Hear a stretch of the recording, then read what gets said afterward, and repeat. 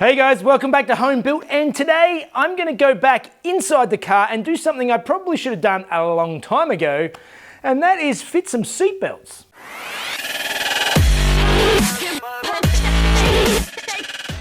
Okay, so I probably should have tackled the seatbelts earlier because this car didn't come with any seatbelts, and actually the factory seatbelts in the Zeds, in these early Zeds, were pretty bad. They were just attached back up in the back up here, and they were just one non-retractable seatbelt that came through, and like a lot of the early seatbelts, they're not really that great. So what I did is I jumped online and I bought some more modern retractable style seatbelts. The issue is that this car is not set up for them, so I have to now mount these up and make them safe so that when I'm driving, they don't kill me.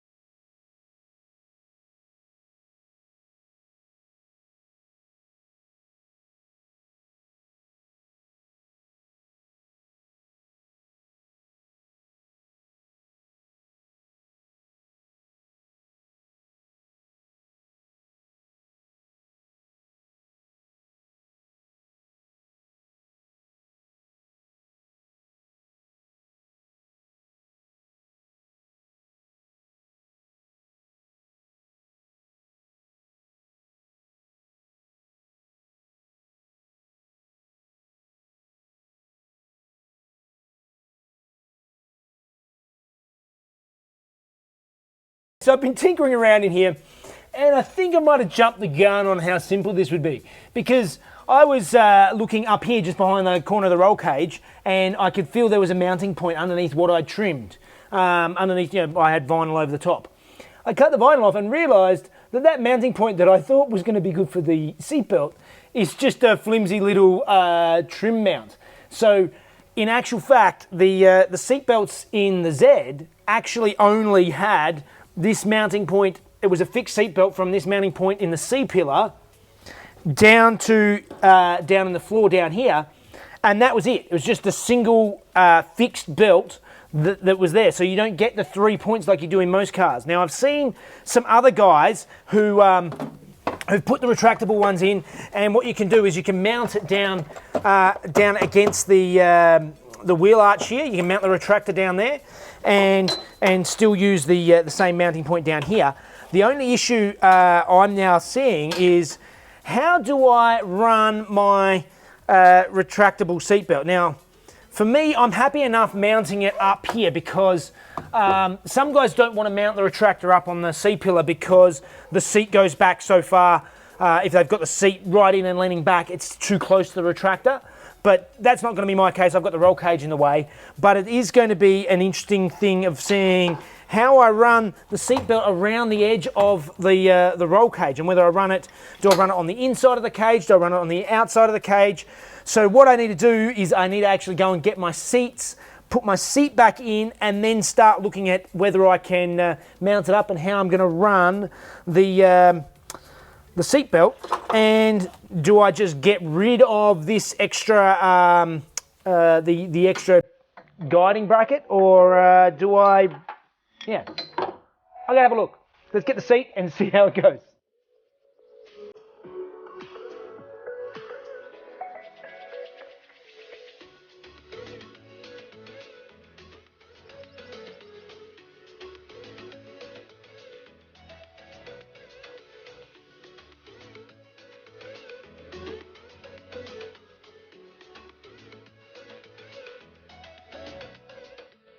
All right, so it looks like the way to do it is actually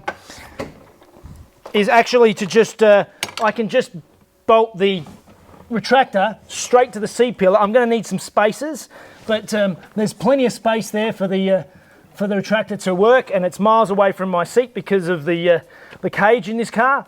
That will all work as it is. So all I need to do is I need to go through and remove this extra piece, which I can just unslip off of the belt itself, I think. Here we go. Off. Okay, well that means to keep me occupied for the rest of the day, and sorry if I'm dripping with sweat here, it's currently a ridiculously hot day here in Sydney. Western Sydney is going to be about 45 degrees. It's going to be about 40 degrees here where I am. So it's really hot. So I shouldn't be sitting in this tight, sweaty seat, and maybe I need to get out and start actually doing the final bolt up of all the front panels, because everything at the moment is still just hanging there. Let's bolt some stuff together. So if I'm going to move forward and bolt on all the panels and get them all perfectly straight, it means starting with the doors. Obviously, the rear quarters are fixed. You can't play with that. So getting everything lined up properly means starting with the doors and then moving forward. And if I'm going to do the doors, then really I need to put the window frames back in. And if I'm going to put the window frames back in, that means I need to put the windows back in and all the workings inside the doors. So I think that is my next task. So first things first, let's get out those windows and see if I can give them a little bit of a clean before I stick them back in here.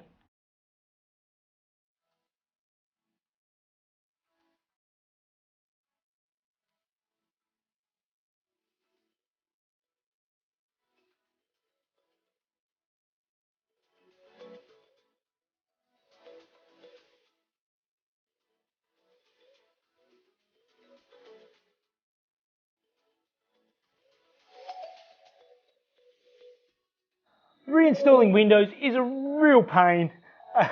Trying to get the whole mechanisms, work out how they go again, because it's always a little bit of a juggling match of trying to get everything in and lined up and all the tracks together and line up. And even as it is, it does sit up nice, but I still need to sort of push it back into the corner.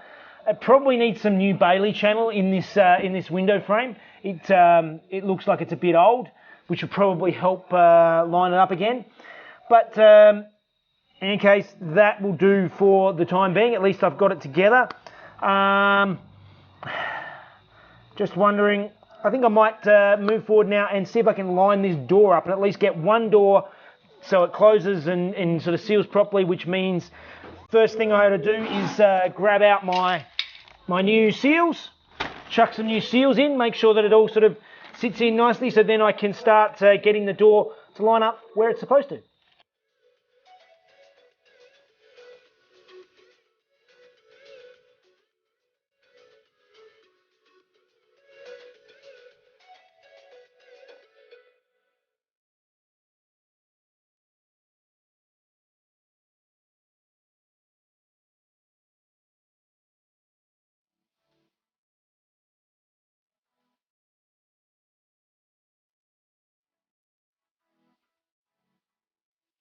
Okay, that has been a very tedious and boring afternoon.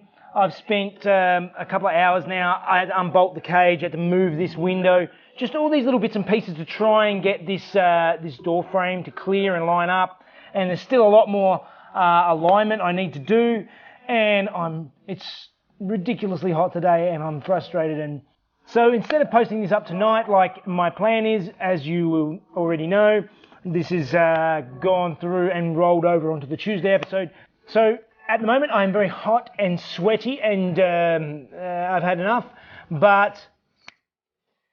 And now it is a new day. It is now Tuesday. I had a bit of a break because it was really hot the other day. It's going to be warm today, but not quite as hot as that. And now it's time to get back into it. I've had a bit of a rest and a bit more motivation to try and get these doors to line up. The big issue I actually have been having is the fact that this window this window is actually lined up where it's supposed to be now, but when I lined the doors up and got everything right, I didn't do it the way you should do it, which is with the rubbers in, but also the window frames and everything in, because with the rubbers in and stuff is one thing, but the window frames, what I found, I have to try do a bit more adjustment, but this window frame is basically leaning over and it's touching at the top of this rear window here. So it's a matter of doing a bit of adjustment, a bit of playing around, see if I can readjust this window so that it's sitting sort of more, this way, and give that a go.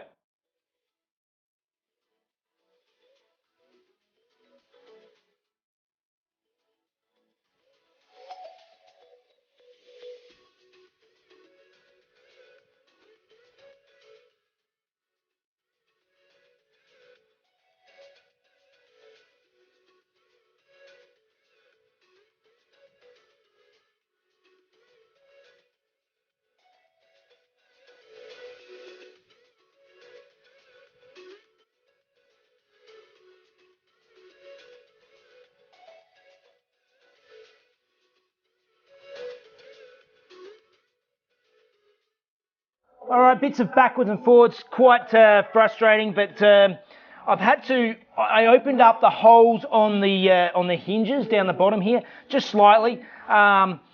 Basically, there is almost no adjustment of the door, this way. There's plenty of adjustment to adjust it up and down, backwards and forwards, but nothing to actually tilt the door this way basically on the door side of the hinge. So I've just opened it up just to give myself a little bit of adjustment room. I already did it on the other door when I was setting this up originally. So now I've got the rubber in, and it's time to fit the door handles and the door latch so that I can properly lock it in and see how it all comes together.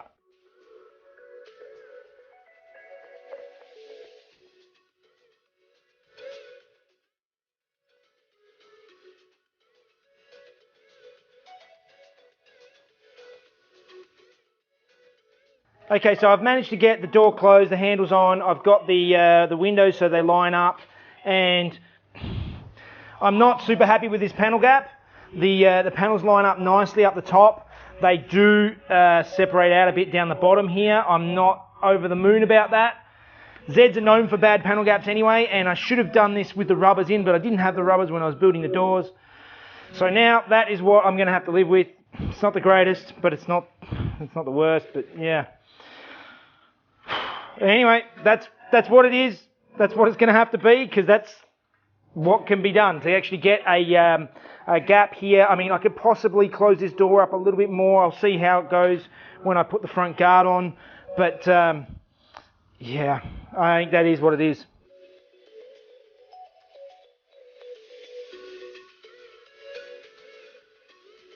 This is where things keep getting more and more frustrating. Just going to try and assemble this door, and I have my door handle, and of course the actual part, this little cast piece here, it's a little cast piece, sits in like this, and it's snapped off, of course, hasn't it? So that means that it's pretty much useless. Now, I'm not going to bother trying to weld it, because if I try and weld it and I put it all together and it works for a little while, guaranteed it's going to break very quickly afterwards, and then it's just going to be a waste of time. So I need to get myself a new door handle. So frustrating.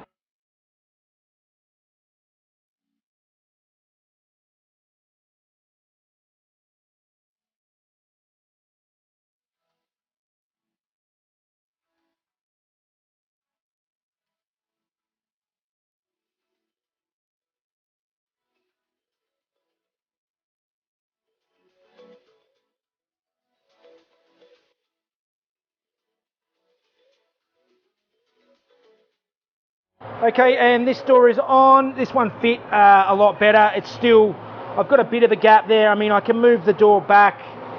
It's a bit more tweaking to do, because obviously I've got to get a new handle, but it's on for now, and it's reasonably lined up. So now it's time to move forward and start putting on some of these front panels.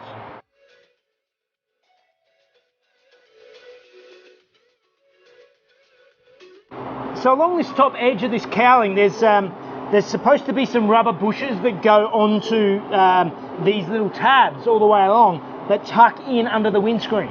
The thing is I don't have the tabs, and I didn't want to go and, I think they're $30 for a set or something like that, but I just went and got some old fuel hose and cut out some little bits that just happened to be the right size and slot these on, and hopefully these will do the job. So let's tuck it in and see how it goes.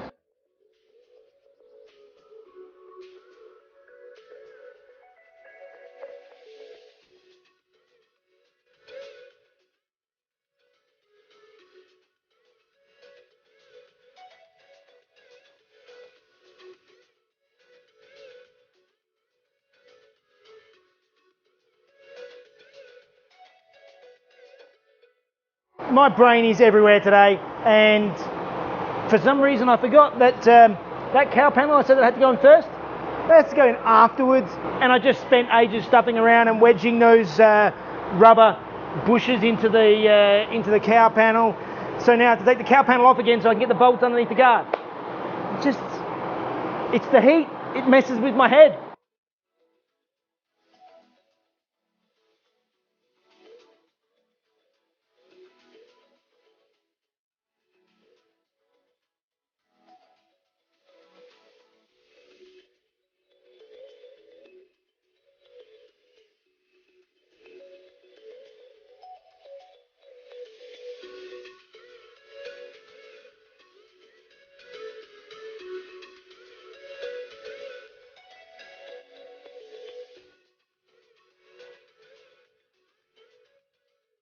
And that is it. The front end is bolted up. Still have to add the bonnet, but I'm not going to add that until I finish the rest of the engine bay, and that's going to require some more tweaking as well. This panel gap is much better. It's much nicer than the rear on both sides. It's pretty good, and it all lines up nicely. Everything else already lines up nicely. This cow panel, like I said when I was repairing it, the cow panel is so flimsy and terrible. It's not 100% there, but the rest of it's reasonable, so that's the way it's going to stay. That is what it is, and I am definitely out of time. That's 2 full, hot, sweaty days of work that doesn't really look like I got anything done. But it's stuff that had to be done. So, alright, that means it's time for Fun Facts with Mrs. Jeff.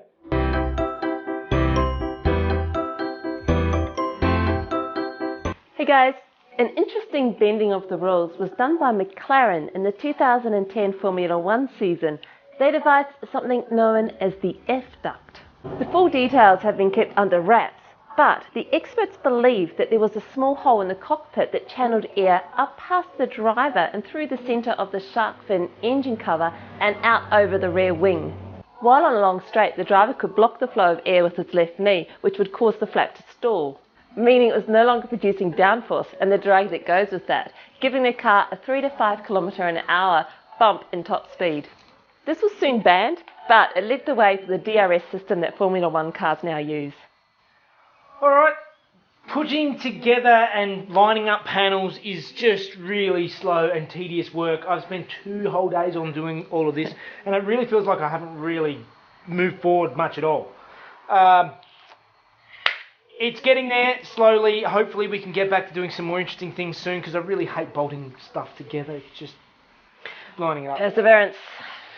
Anyway guys, that's it for another week. Hope you're enjoying the show, and we'll see you in Tuesday next week. No, Tuesday. Friday.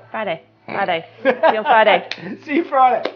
Alright guys, see you later. That there was a small hole. If we do it one word at a time, it's going to be really slow. Known as the F-duct. The F-duct. Is it F? Yes.